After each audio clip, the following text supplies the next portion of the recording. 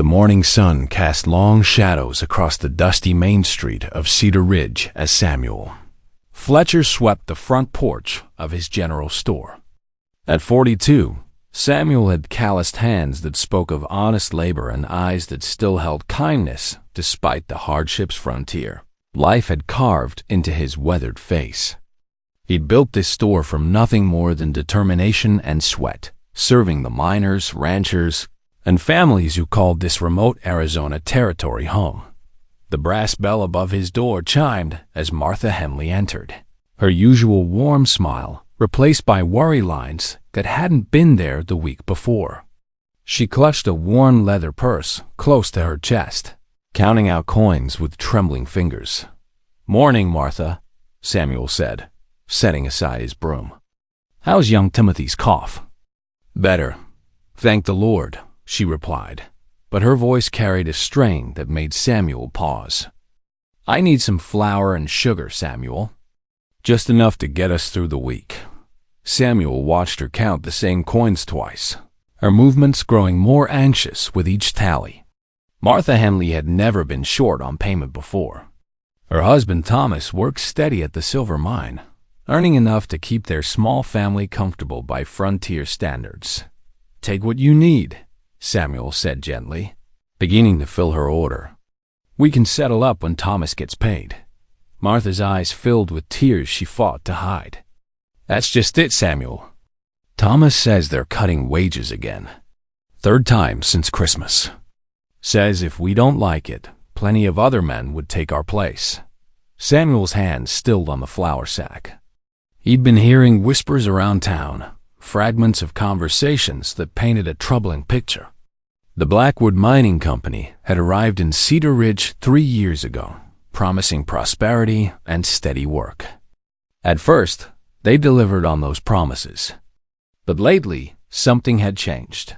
Cut wages by how much? Samuel asked, though he dreaded the answer. "Near half," Martha whispered. "And they're charging us more for the company housing, saying it's improvements." "But Samuel, nothing's been improved. The roof still leaks, and the walls are thin as paper." Samuel felt a familiar anger building in his chest. The same righteous fury that had once driven him to stand up to cattle barons trying to steal water rights from homesteaders. But this felt different, more calculated. The Blackwood Company wasn't just taking advantage of desperate people. They were systematically crushing them. "Who's making these decisions?" Samuel asked, loading Martha's supplies into her basket without asking for payment. "Mr. Harrison Blackwood himself came to the mine office last week," Martha said. "Fancy suit, gold watch chain. Talked real smooth about market conditions and necessary adjustments." But his eyes, Samuel ... They were cold as winter stones. Samuel had seen Harrison Blackwood around town, always impeccably dressed, always flanked by 2 men who looked more like hired guns than business associates.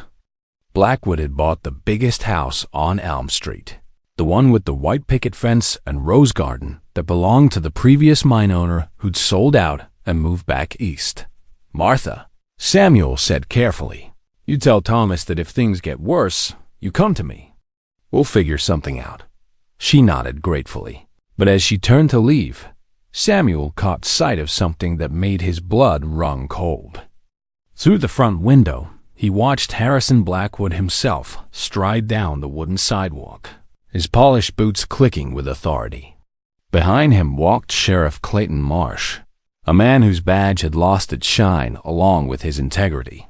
Blackwood paused in front of Samuel's store, his pale blue eyes studying the hand-painted sign that read, "Fletcher's General Store, Honest Prices." Honest dealing. A thin smile played at the corners of his mouth, the kind of smile that never reached the eyes. Samuel stepped outside, positioning himself protectively near Martha as she prepared to leave. He nodded politely to both men, but neither returned the courtesy. "Fine establishment you have here, Mr. Fletcher," Blackwood said, his voice carrying the educated accent of back east money. "I've been meaning to stop by and discuss some business opportunities. Always willing to listen to honest business," Samuel replied, emphasizing the word honest, just enough to make his meaning clear. Blackwood's smile widened, but his eyes grew colder. "I'm sure we'll find time to talk real soon." Cedar Ridge is changing, Mr. Fletcher. Progress waits for no man. As the two men continued down the street, Martha touched Samuel's arm. "Be careful," she whispered.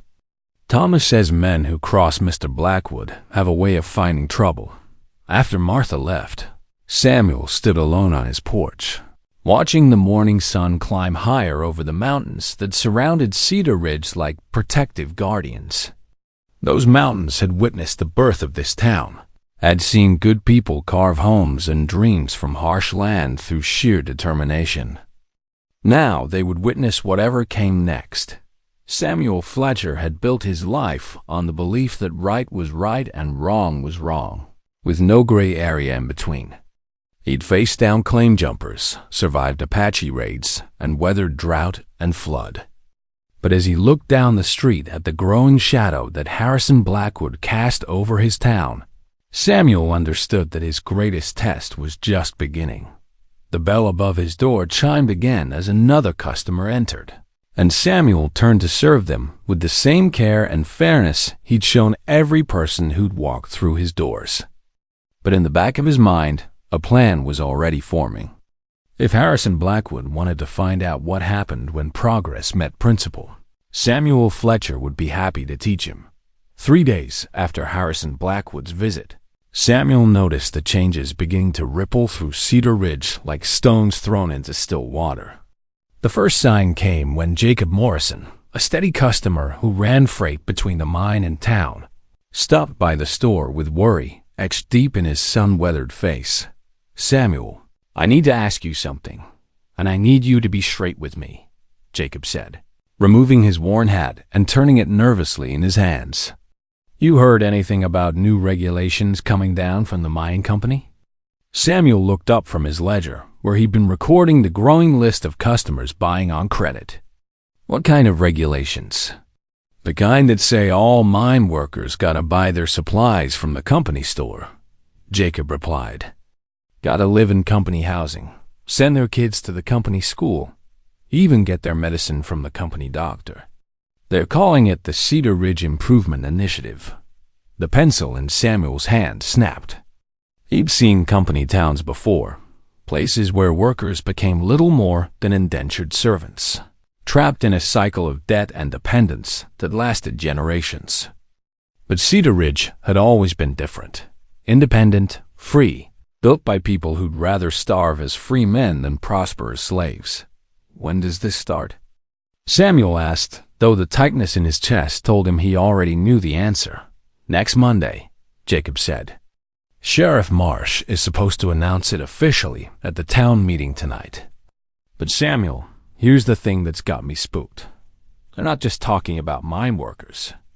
Word is, anyone who does business with the mine, directly or indirectly, falls under these new rules." Samuel felt the world shift beneath his feet. Nearly every person in Cedar Ridge had some connection to the mine, whether they worked there directly, provided services, or simply lived in a community that depended on mining wages. If Blackwood could control where people shopped, lived, and worked, he'd effectively own the entire town.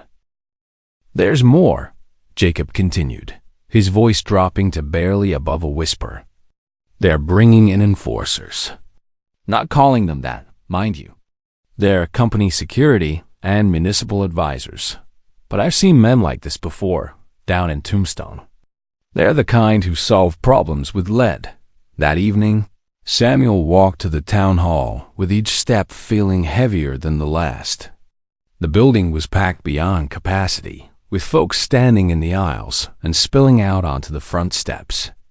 The air was thick with tension and the scent of unwashed bodies after long days of hard labor. Sheriff Marsh stood at the front of the room, but it was Harrison Blackwood who commanded attention. Dressed in a pristine black suit with a gold watch chain catching the lamplight, he looked like a preacher about to deliver salvation.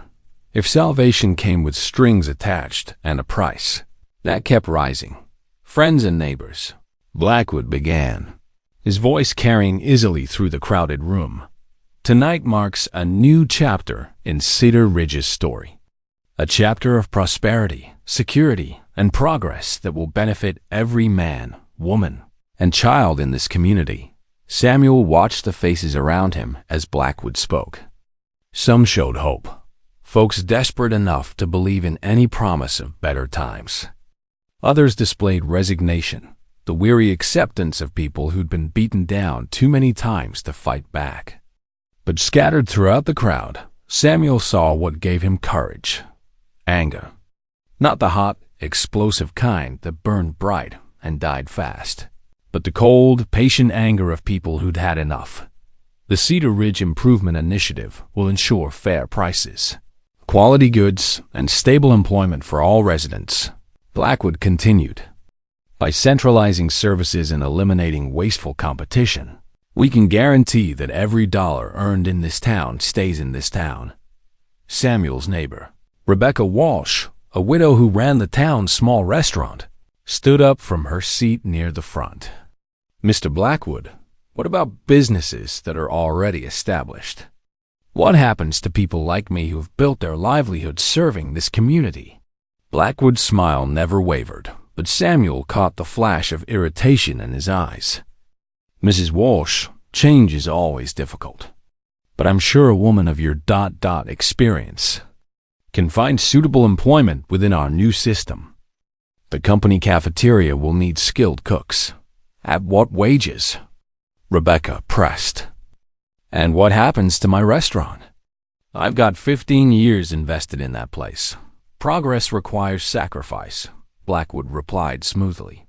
The company is prepared to make reasonable offers for existing businesses that align with our community vision. Those that don't single quotes, T. He left a sentence hanging like a noose. Samuel felt every eye in the room turned toward him as he slowly rose from his seat. The floorboards creaked under his boots as conversations died away, leaving only the sound of his heartbeat thundering in his ears. Mr. Blackwood, Samuel said, his voice carrying the quiet authority of a man who'd never learned to back down from a fight. You talk about eliminating competition like it's a disease. But competition is what built this town.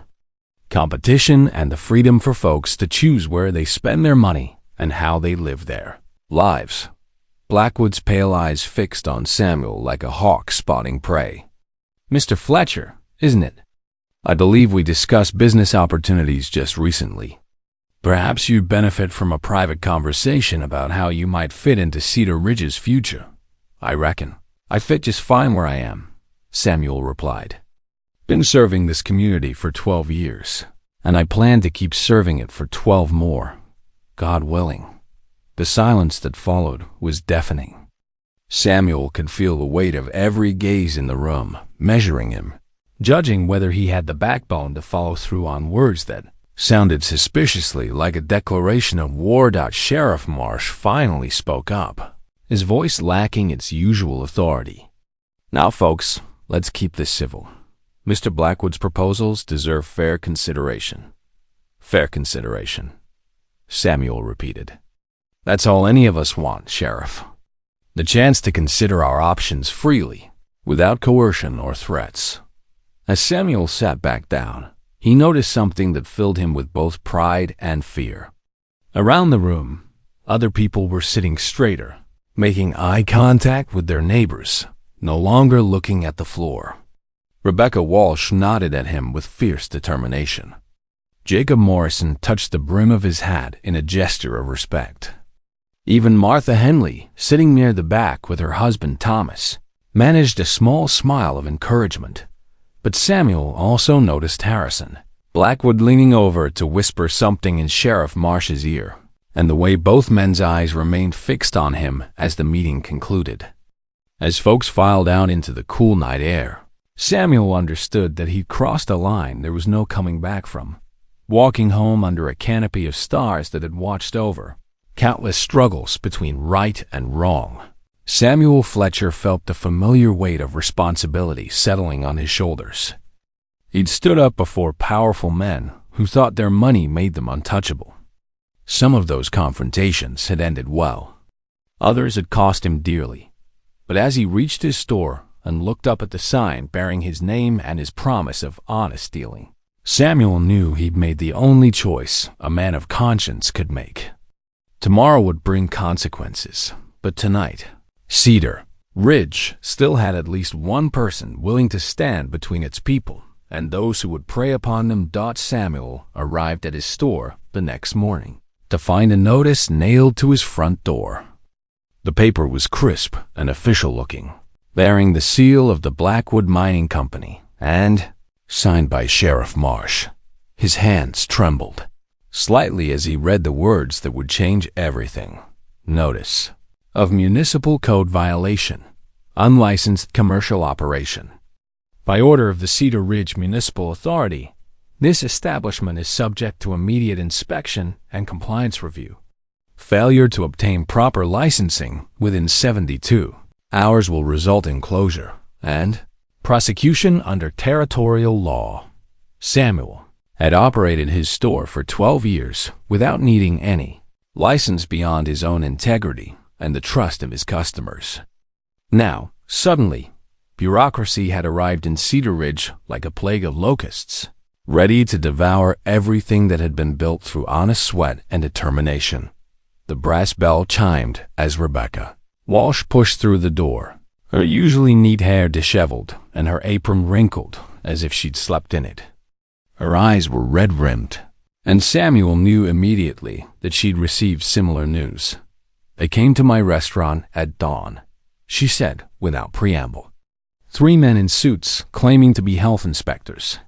Found violations I've never heard of.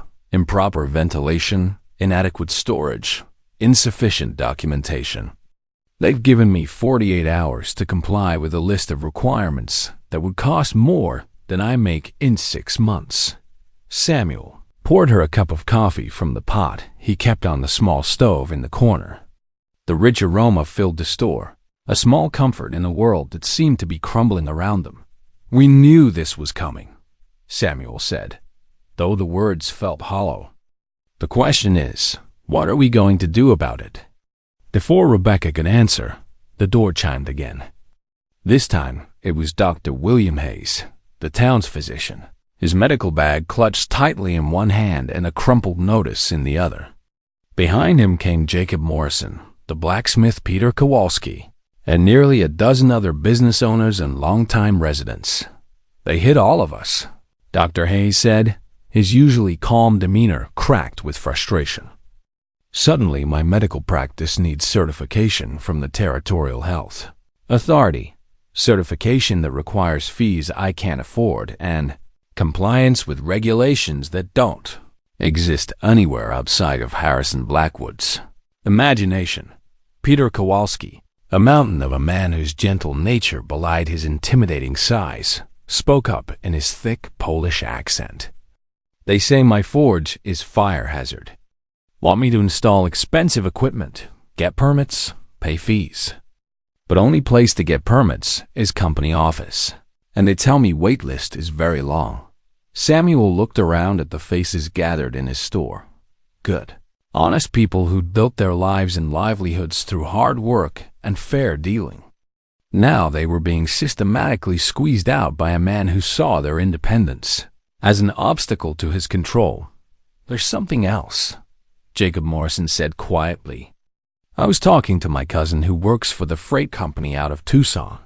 He says Blackwood's been putting pressure on suppliers, telling them not to deliver goods to any business in Cedar Ridge except the company store. Says it's about efficiency and cost control, but we all know what it really is." The room fell silent as the implication sank in. Without supplies, the independent businesses couldn't operate even if they somehow managed to comply with all the new regulations. Blackwood wasn't just squeezing them financially. He was choking off their lifeline completely. "So what do we do?" Rebecca asked, voicing the question that hung heavy in the air. Samuel walked to the front window and looked out at the town he'd called home for more than a decade. Cedar Ridge wasn't much to look at. Dusty streets, weathered buildings, people who wore their hardships like badges of honor. But it was theirs, built by their hands and sustained by their determination. We fight, he said simply. But we fight smart. Dr. Hayes adjusted his spectacles. Samuel, I admire your courage, but what can we do against a man with Blackwood's resources? He's got the sheriff in his pocket, enough money to buy compliance from territorial officials, and men who aren't afraid to use violence if legal pressure doesn't work. Maybe so, Samuel replied. But he doesn't have what we have, the truth, and people who know the difference between right and wrong. Samuel turned to face the group, seeing hope beginning to kindle in their eyes. Dr. Hayes, you mentioned territorial health authorities. Are there real regulations, or are these all made up? There are some legitimate territorial codes, the doctor admitted. But most of what they're demanding goes far beyond anything required by law. They're using real regulations as cover for fabricated ones. Then we need to find out what the real laws say, Samuel said. Rebecca, your brother works for the territorial government in Phoenix, doesn't he? She nodded. He's a clerk in the land office. He might be able to help us understand our legal rights. Good. Peter, you mentioned they want expensive equipment for your forge. What kind of equipment, and where are they insisting you buy it? The blacksmith's eyes lit up with understanding. They give me very specific list. All items available only from company suppliers at prices 3 times normal cost. That sounds like a monopoly scheme to me, Samuel said. Jacob, your freight connections. Think any of them would be willing to testify about Blackwood's pressure tactics? Jacob nodded grimly. My cousin's got a good memory and an honest reputation. He doesn't like being told who he can and can't do business with. As the group discussed strategy, Samuel felt something he hadn't experienced in years: the electricity of shared purpose, the power that came when good people decided they'd had enough. But he also felt the weight of responsibility. These folks were looking to him for leadership, trusting him to guide them through a fight that could cost them everything.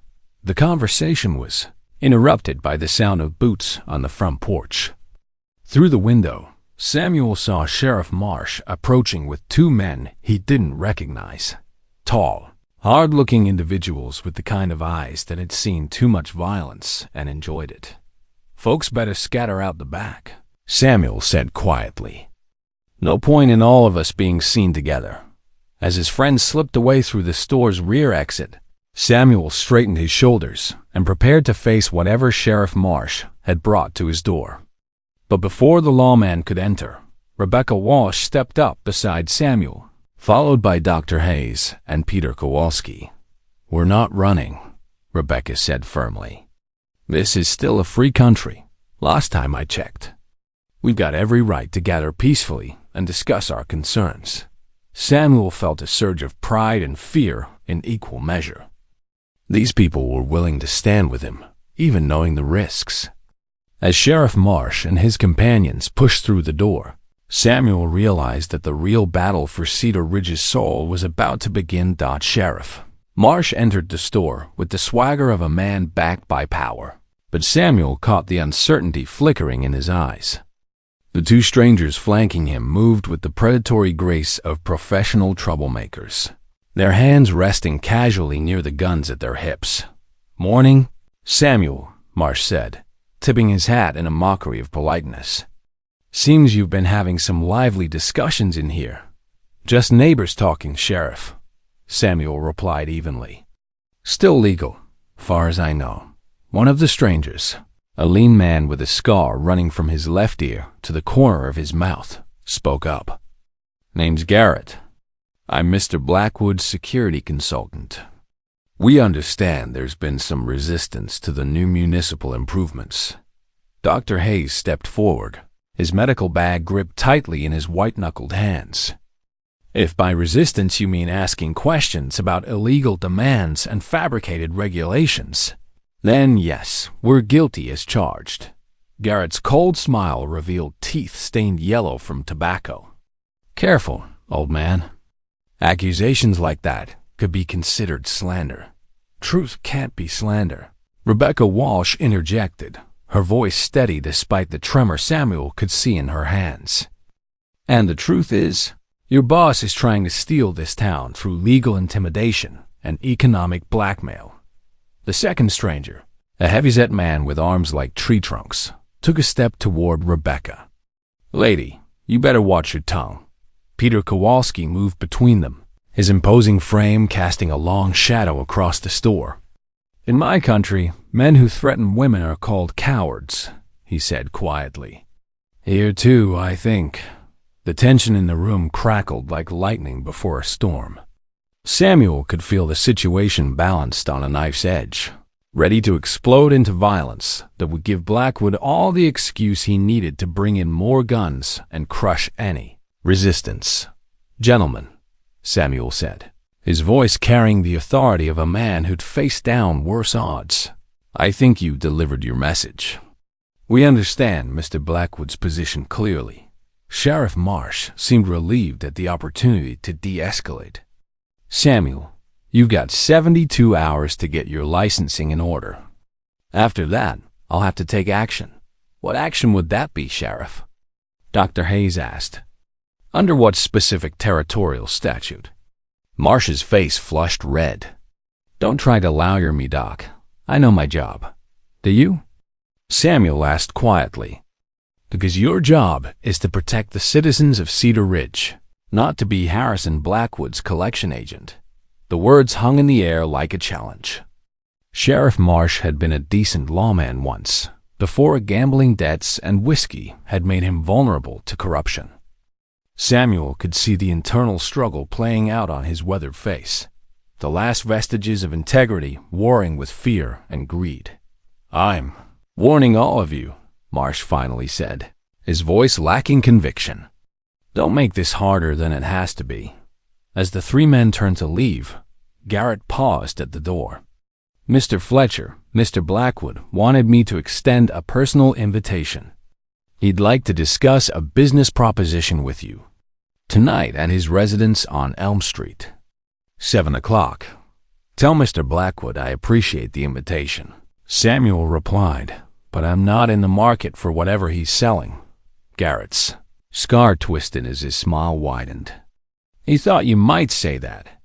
He also wanted me to mention that he's heard you have family back east. A sister in Philadelphia, isn't it? With 3 young children? The blood in Samuel's veins turned to ice. His sister Eleanor had written just last month, telling him about her husband's death and her struggles to keep food on the table for her children. Samuel had been sending what money he could spare, planning to bring them west when his business could support them. That's a threat, Dr. Hayes said, his face pale with shock. That's information, Garrett corrected. Mr. Blackwood is a thorough man. He likes to know about the people he does business with, their connections, their ... vulnerabilities. Peter Kowalski's massive hands clenched into fists. You come into honest man's store, threaten his family. This is not America, I come to find. This is the new America, the heavyset man said. The America where smart money makes the rules. After they left, the silence in the store was deafening.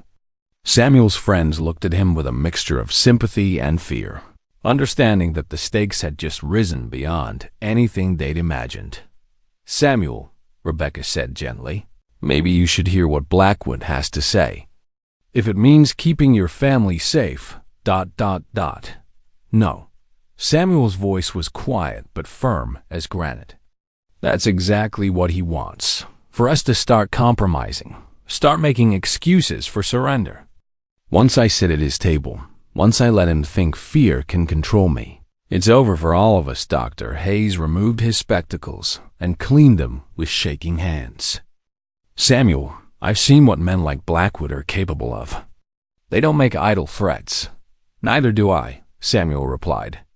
He walked to the back of his store and returned with something wrapped in oiled cloth. Inside was a Colt single-action Army revolver, its grip worn smooth by years of use. This belonged to my father. He carried it through the war, used it to protect homesteaders from cattle barons who thought might made right. Samuel checked the cylinder, verified the loads, and strapped the gun belt around his waist. I tried to build a life without violence, to believe that reason and law could triumph over greed and corruption. But sometimes a man reaches a point where he has to choose between his principles and his safety. One choose my principles. Rebecca touched his arm. What about your sister? What about her children? Samuel met her eyes, and she saw something there that made her step back. Not cruelty or recklessness, but the terrible resolve of a man who'd counted the cost and found it acceptable. Eleanor Fletcher raised her children to be proud of their Uncle Samuel. He said quietly, I won't give them reason to be ashamed. As afternoon shadows lengthened across Cedar Ridge, Samuel Fletcher prepared for a confrontation that would determine not just his own fate, but the future of everyone who believed that freedom was worth fighting for. He'd drawn his line in the dust of a frontier town, and tomorrow the whole territory would know whether courage could still triumph over corruption. Outside, storm clouds gathered on the horizon, and the wind carried the promise of thunder. The next morning brought news that changed everything. Rebecca Walsh's brother had ridden hard from Phoenix, carrying official territorial documents that exposed the depth of Harrison Blackwood's deception. Samuel spread the papers across his counter, his anger growing with each revelation. These so-called municipal codes don't exist, Rebecca said, her voice tight with controlled fury. My brother checked with the Territorial Attorney General's office. Some of the regulations they're citing were made up entirely, and others are twisted versions of laws that don't apply to towns our size. Dr. Hayes examined a document with professional scrutiny. This health code they're using against Rebecca's restaurant, it's actually from a Denver city ordinance, not territorial law. They just changed the letterhead. Samuel felt a grim satisfaction. So we've got them on fraud, at minimum. The question is, what do we do with this information? Jacob Morrison had arrived with more intelligence gathered from his freight contacts. It gets worse, Samuel. Blackwood's been spreading money around like seed corn, buying influence with territorial officials. My cousin says 3 separate supply companies have been warned that doing business with Cedar Ridge Independents could cost them lucrative contracts with Blackwood's other mining operations. Peter Kowalski, who'd been quietly listening, spoke up.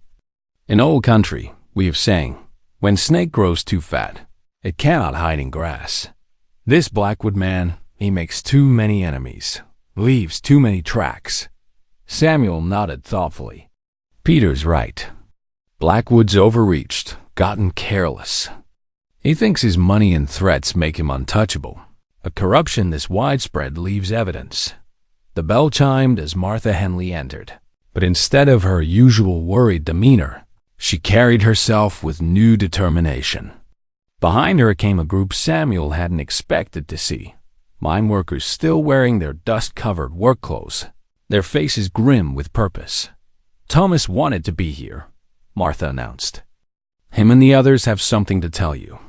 Thomas Henley, a wiry man with honest eyes and hands permanently stained black from silver ore, stepped forward. Mr. Fletcher, we heard what you did yesterday, standing up to Sheriff Marsh and those gun thugs. Word's gotten around the mine camps. Another miner, a young man Samuel recognized as Billy Patterson, added, We've been keeping quiet, afraid for our jobs and families. The things at the mine are worse than anyone knows. Blackwood's not just cutting wages, he's putting men in danger, ignoring safety protocols to increase production. Thomas nodded grimly. 3 cave-ins in the past month, Mr. Fletcher. Company says it's bad luck, act of God. But we know better. They're pushing too hard, cutting corners on support timbers, forcing crews to work in tunnels that should be reinforced. Anyone hurt? Dr. Hayes asked, his medical instincts engaged. 2 men killed in the last collapse, Billy said quietly. Company paid their widows $50 each and told them to keep quiet about the circumstances. Side-talking about mining accidents was bad for business. Samuel felt his jaw clench. Did you keep records? Witness statements? Thomas reached into his jacket and pulled out a small notebook. Been writing down everything, dates, times, which foreman gave which orders. Got statements from a dozen miners willing to testify about the unsafe conditions. That's evidence of criminal negligence, Dr. Hayes said. Possibly manslaughter. Rebecca studied the faces of the miners. Why come forward now? What's changed? Martha answered for her husband. Because yesterday we saw that standing up was possible. Samuel, when you faced down those men, when you refused to be intimidated, it reminded us that we're still Americans. We still have rights. Samuel felt the weight of their trust, the terrible responsibility of leadership he'd never sought but couldn't abandon. These people were looking to him to lead them against an enemy with virtually unlimited resources and no apparent conscience. What we need, Samuel said slowly, is someone with real authority, someone Blackwood can't buy or intimidate. Jacob Morrison had been quiet, but now he spoke up with excitement. Samuel, remember Judge Harrison Thorne? The circuit judge who used to come through here before the railroad changed his route. What about him? He's territorial circuit judge now, appointed directly by Washington. My cousin says he's got a reputation for being absolutely incorruptible. Lost a fortune during the war, rather than compromise his principles. Dr. Hayes looked up from the mining accident records.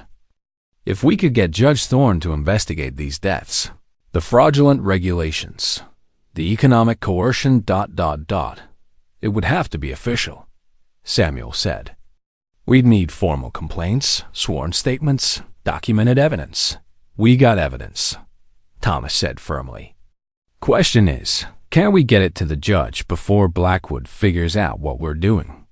Rebecca had been studying her brother's papers. There's something else here. My brother found records of payments from Blackwood Mining to various territorial officials. If this is what I think it is, she trailed off, her face pale. Samuel leaned over to examine the documents she'd been reading. Bribery, he said simply. Direct payments to the Territorial Land Commissioner, the mining inspector, even the Territorial Marshal's office. The room fell silent as the implications sank in. They weren't just dealing with local corruption. This was a conspiracy that reached into the highest levels of territorial government. How? Did we get word to Judge Thorne without Blackwood's people intercepting it? Billy Patterson asked. Samuel was quiet for a long moment, thinking through possibilities and dangers. Finally, he looked up at the group of honest people who'd chosen to trust him with their futures. We don't send word, he said. We go to him personally. Jacob, your freight connections? Can you get a safe passage to Tucson without using the regular stage routes? It'll be dangerous, Jacob warned. Cross-country travel, avoiding the main roads. But my cousin's got contacts with some honest freighters who aren't afraid of Blackwood. I'll go, Samuel said, with copies of all our evidence and sworn statements from anyone willing to sign them. I'm going too, Rebecca said immediately. My brother can vouch for us with the territorial authorities. Thomas Hemley stepped forward. Mr. Fletcher, if you're willing to risk your life for us, the least we can do is make sure you've got all the evidence you need. Give us 2 days, and we'll have statements from every miner willing to go on record. As the group began to disperse, each person carrying away specific tasks and responsibilities, Samuel felt something he hadn't experienced in years. The power of united purpose. The strength that came when good people decided they'd had enough of being victims. But he also felt the cold touch of fear. Harrison Blackwood wouldn't sit idle while his empire crumbled. The next few days would test every person in that room, would require courage that some of them might not possess when the moment came. As evening approached, Samuel checked his revolver one more time and settled in to help draft the documents that might save Cedar Ridge or get them all killed trying. 2 days later, before dawn painted the eastern peaks with rose and gold, Samuel Fletcher and Rebecca Walsh made their way to the old mining trail that wound through the mountains toward Tucson. Jacob Morrison's cousin had arranged for a freight wagon driven by a grizzled teamster named Cole Henderson, a man whose loyalty couldn't be bought and whose discretion had kept him alive through 30 years of frontier commerce.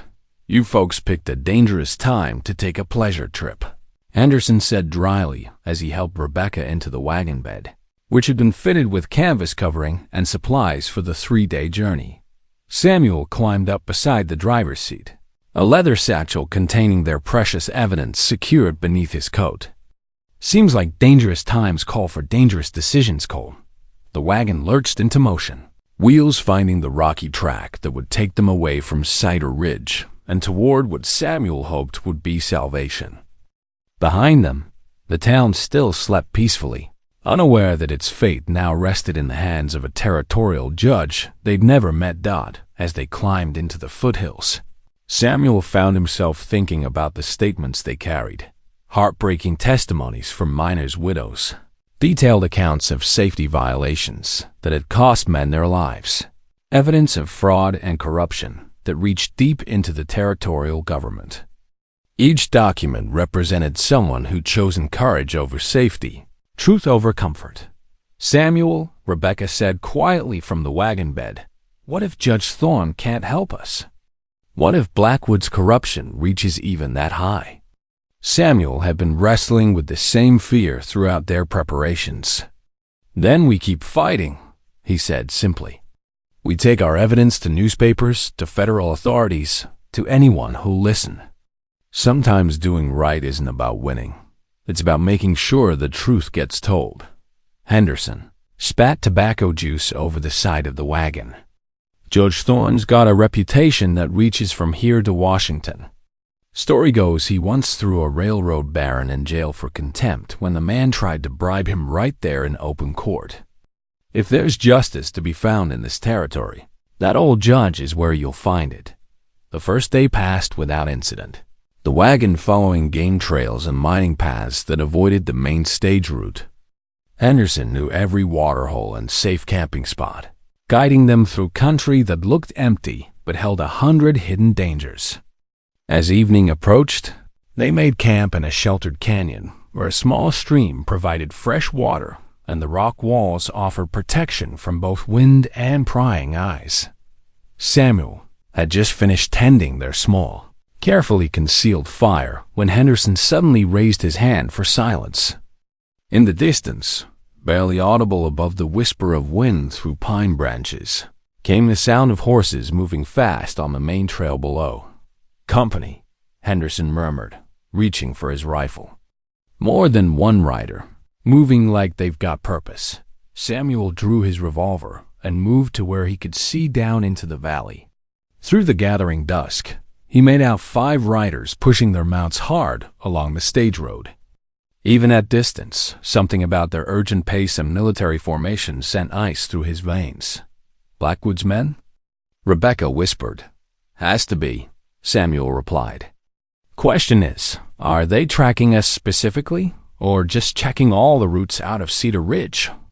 Henderson studied the riders through his spyglass. "Can't make out faces in this light, but those horses are too good for ordinary ranch hands. These boys came from money."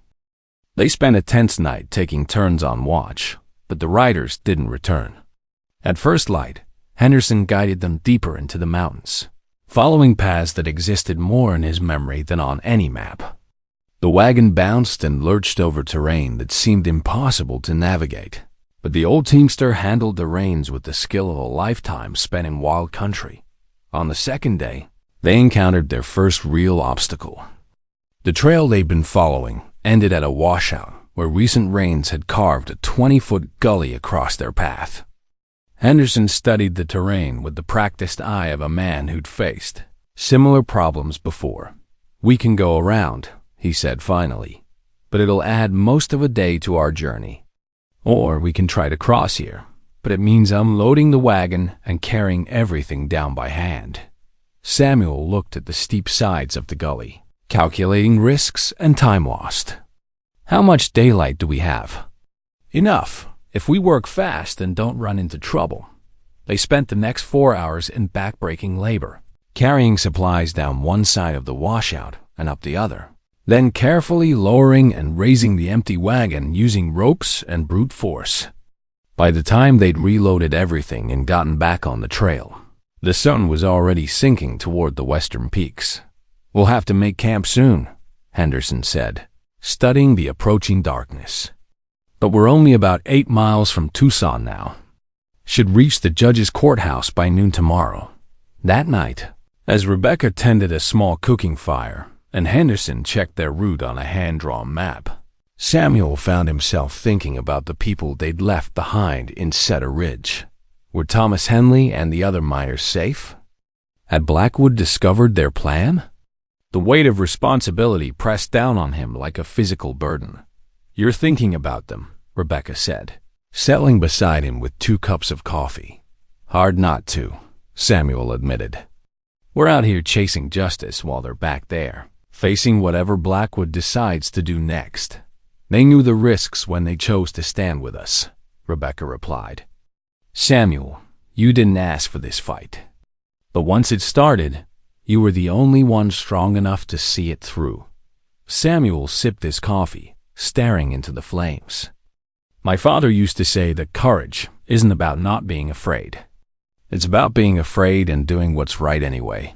Smart man, your father. He was. He also said that sometimes good people have to make hard choices, and the hardest choice is accepting that you can't save everyone." Henderson looked up from his map. "Speaking of hard choices, we've got riders coming up the trail behind us. 3 of them, moving steady but not pushing hard. Could be innocent travelers, but ... Samuel felt his heart sink. After 2 days of careful travel and hidden camps, they'd been found. How far back? Maybe an hour at their current pace. We could try to outrun them, but this wagon wasn't built for speed, especially in rough country. "Then we don't run," Samuel said, standing and checking his revolver. "We've come too far and risked too much to give up now." Rebecca stood beside him, her face pale but determined. "The evidence has to reach Judge Thorne. That's all that matters." Samuel looked at his companions, a widow who'd chosen justice over safety, an old teamster who'd risked his livelihood for people he barely knew, and in his own hands, documents that could save or damn everyone he cared about in Cedar Ridge. "Cole," he said quietly, "you know this country better than anyone. Is there a way to get Rebecca and the evidence to Tucson, even if something happens to me?" Henderson's weathered face was grim but resolute. "There's always a way, son. Question is whether you're willing to pay the price it might cost." As the sound of approaching hoofbeats grew closer in the darkness, Samuel Fletcher prepared for what might be his final stand. But this time, he wouldn't be fighting just for himself. He'd be fighting for the idea that justice could still triumph over corruption, that ordinary people could still stand against those who would crush them. The mountain wind carried the scent of pine and the promise of storm, and in the distance, thunder rolled across the peaks like the sound of approaching war. Judge Harrison. Thorne was exactly what Samuel had hoped for, and more than he dared to expect. At 73, the territorial circuit judge possessed the bearing of a man who'd spent his life measuring the weight of justice against the pressure of power, and had never found justice wanting. His courthouse in Tucson was a simple adobe building, but his reputation reached from the Rio Grande to the Colorado River. Samuel and Rebecca had reached the town just after dawn, having evaded their pursuers through a harrowing night journey across terrain that tested both horse and rider to their limits. Cole Henderson's knowledge of hidden trails and waterholes had saved their lives, but the memory of gunshots echoing through mountain passes would haunt Samuel's dreams for years to come. Now, sitting across from Judge Thorne's massive oak desk, Samuel felt the weight of accumulated evidence and sworn testimony pressing against his chest where the leather satchel rested beneath his coat. The judge's steel-gray eyes missed nothing as he listened to their story, occasionally asking pointed questions that revealed both his legal acumen and his understanding of frontier politics. "Mr. Fletcher," Judge Thorne said after Samuel had finished his account, "these are serious accusations. Criminal conspiracy, fraud, bribery of territorial officials, negligent homicide. If proven, Mr. Blackwood and his associates could face significant prison time." "Your Honor," Rebecca interjected, "we have documented evidence. Mining accident reports, witness statements, copies of fraudulent regulations, even financial records showing payments to territorial officials." Samuel opened the satchel and spread their carefully preserved documents across the judge's desk. Judge Thorne examined each paper with meticulous attention, occasionally making notes on a legal pad with handwriting as precise as his reputation. "This mining inspection report," the judge said, holding up a document signed by Thomas Henley, "states that 3 men died in preventable cave-ins. Do you have testimony from other witnesses?" "Signed statements from 11 Myers, Your Honor," Samuel replied, "all willing to testify under oath about unsafe conditions and company orders to ignore safety protocols." Judge Thorne studied the financial records Rebecca's brother had obtained from Phoenix. These payment records, if authentic, show a pattern of systematic corruption reaching into multiple territorial departments. "How did you obtain them?" Rebecca straightened in her chair.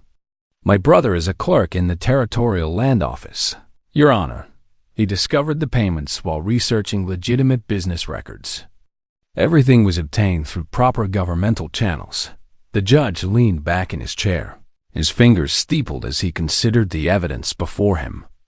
Samuel felt time stretching like a bowstring, knowing that every minute they spent in Tucson increased the danger to their friends back in Cedar Ridge. "Your Honor," Samuel said carefully, "while you're reviewing our evidence, Blackwood's men are likely taking action against the people who helped us gather it. Miners who signed statements, business owners who refuse to comply with fraudulent regulations. They're all at risk." Judge Thorne's eyes sharpened. "Are you suggesting I rush to judgment, Mr. Fletcher?" "No, sir," Samuel replied quickly. "I'm asking you to consider the immediate danger to innocent people while you deliberate on the legal merits." The judge was quiet for a long moment, then reached into his desk drawer and withdrew an official-looking document. "Mr. Fletcher, Mrs. Walsh, what I'm about to tell you must remain confidential until proper legal action can be taken." Samuel felt his heart racing as the judge continued. "For the past 6 months, my office has been investigating reports of corruption in territorial mining operations. Your evidence confirms suspicions we've held, but haven't been able to prove. The financial records you've provided match payments we've been tracking through banking records in Phoenix and Denver." Rebecca leaned forward. "You were already investigating Blackwood?" "Mr. Blackwood and several associates," the judge confirmed. "Your mining accident testimonies provide the final pieces we needed to build a criminal case." Judge Thorne stood and walked to a map of the Arizona Territory mounted on his office wall. "I'm prepared to issue immediate warrants for Harrison Blackwood, Sheriff Clayton Marsh, and 6 territorial officials based on the evidence you've provided. But first, we need to ensure the safety of your witnesses." "What do you have in mind, Your Honor?" Samuel asked. "I'm authorizing a territorial marshal's posse to accompany you back to Cedar Ridge. They'll serve warrants and place key witnesses under federal protection while we build our prosecution case." Samuel felt a surge of hope mixed with disbelief. After months of feeling powerless against Blackwood's wealth and influence, the machinery of real justice was finally moving. "How soon can we leave?" Rebecca asked. "Within the hour," Judge Thorne replied. "Marshal Williams has been briefed on the situation and has selected 6 deputies specifically for their integrity and competence. They're already preparing for the journey. As they prepared to leave the courthouse, Judge Thorne called Samuel aside for a private word. "Mr. Fletcher, what you and your friends have done requires considerable courage. But I need you to understand that the next few days will be extremely dangerous. Blackwood will know that his empire is crumbling, and desperate men often resort to desperate measures."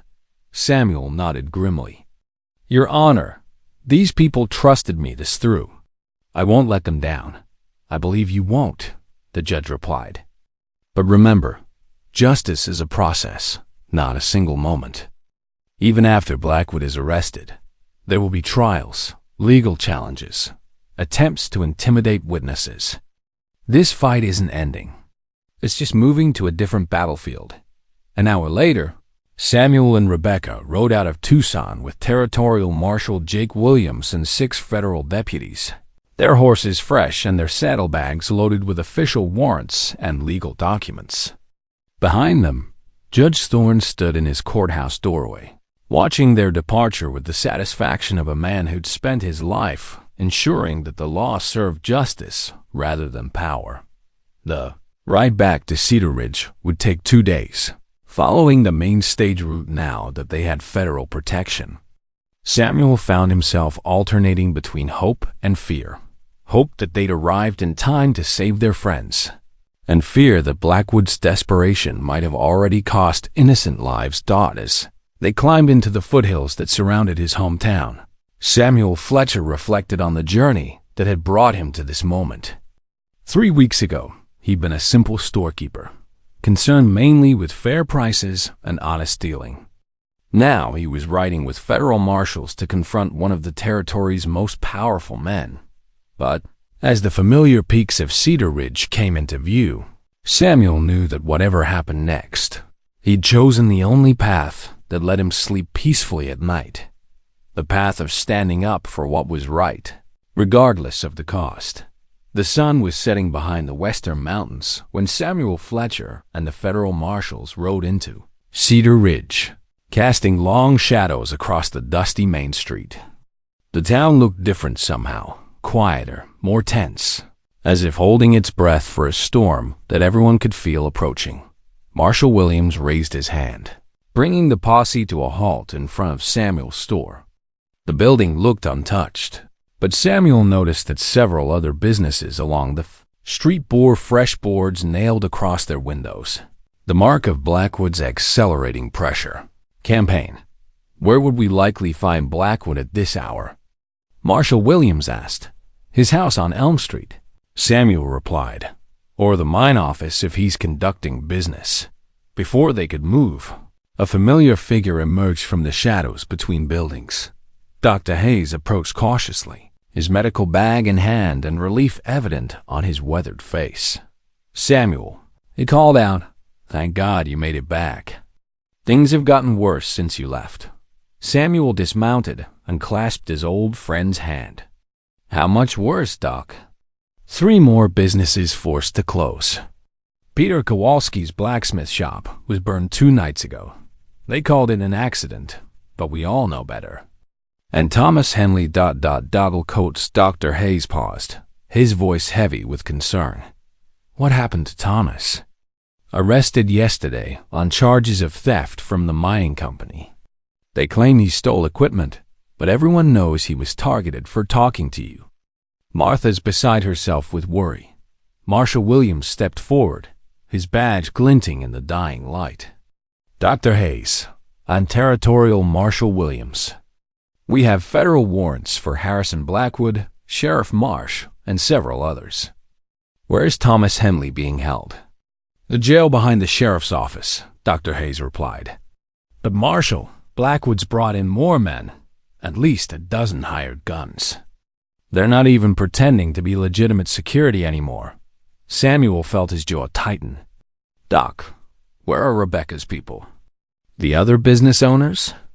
"Most are hiding, afraid to show themselves on the street. But some... Dr. Hayes smiled grimly. "Some are waiting for word from you. They're gathered at the church, praying and planning. Marshal Williams assigned 2 deputies to secure the jail and free Thomas Henley, while he and the remaining lawmen prepared to serve the warrant on Harrison Blackwood. Samuel insisted on accompanying them, despite the marshal's concerns about civilian safety. "This is my town," Samuel said firmly. "My fight. I'm seeing it through to the end." The ride to Blackwood's mansion took only minutes, but it felt like a lifetime. The house blazed with light from every window, and at least 6 armed men were visible on the wraparound porch. As the federal posse approached, Samuel saw curtains moving in upstairs windows, more guards watching from concealment. Marshal Williams called out in a voice that carried the authority of territorial law, "Harrison Blackwood. This is Territorial Marshal Williams. I have federal warrants for your arrest. Come out peacefully, and no one needs to get hurt." The response came not from Blackwood, but from Garrett, the scarred gunman who'd threatened Samuel days earlier. "Marshal, you're making a mistake.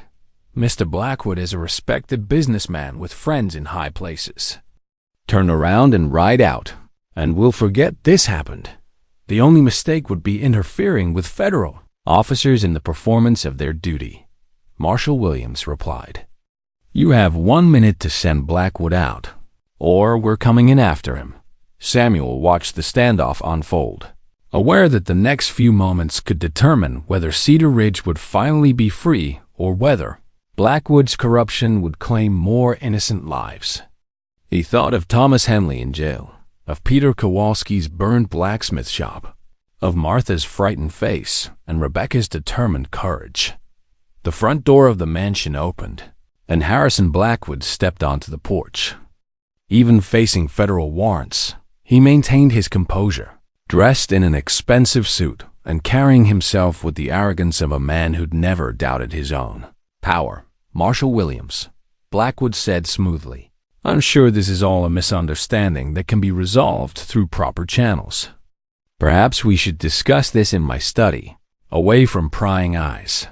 The only place we'll be discussing anything is in a federal courthouse," Williams replied.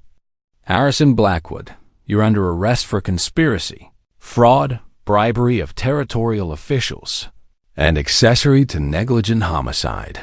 For the first time since Samuel had known him, Harrison Blackwood's composure cracked. His pale eyes widened with shock and rage as the reality of his situation sank in. "You have no idea what you're doing," Blackwood snarled. "I own half the territorial government. I'll be free before you reach Tucson, and every man who rode with you will pay for this insult." Marshal Williams stepped forward with iron shackles. "Mr. Blackwood, you have the right to remain silent, and I strongly advise you to exercise that right." As the marshal secured Blackwood in custody, his hired guns found themselves facing federal deputies with rifles trained on them. One by one, they raised their hands in surrender, realizing that their employers' money couldn't protect them from territorial law. Samuel felt a profound sense of relief as he watched Harrison Blackwood, the man who terrorized Cedar Ridge with threats and corruption, being loaded into a prison wagon like any common criminal. But he also knew that this moment was just the beginning of a longer process of healing and rebuilding. Later that evening, the people of Cedar Ridge gathered in front of Samuel's store to celebrate their liberation and plan their future. Thomas Henley had been freed from jail. His charges dropped when federal investigators found evidence that the stolen equipment had never existed. Peter Kowalski was already making plans to rebuild his blacksmith shop, with neighbors volunteering labor and materials. Rebecca Walsh spoke of expanding her restaurant, no longer afraid of arbitrary regulations and impossible fees. As the crowd gradually dispersed, Samuel stood alone on his porch, looking out at the town he'd helped to save. The mountains surrounding Cedar Ridge stood as silent witnesses to another victory of justice over corruption, of ordinary people's courage over the tyranny of wealth and power. Dr. Hayes joined him, 2 cups of coffee steaming in the cool night air. "Samuel," the doctor said quietly, "what you did, what all of us did, It reminded me why I chose to practice medicine in frontier towns instead of comfortable cities back east. Sometimes the most important battles aren't fought by armies or politicians, but by neighbors who refuse to let injustice become normal. Samuel sipped his coffee, tasting the bitter strength that had sustained him through countless difficult days. "Doc, my father always said that freedom isn't something you win once and keep forever.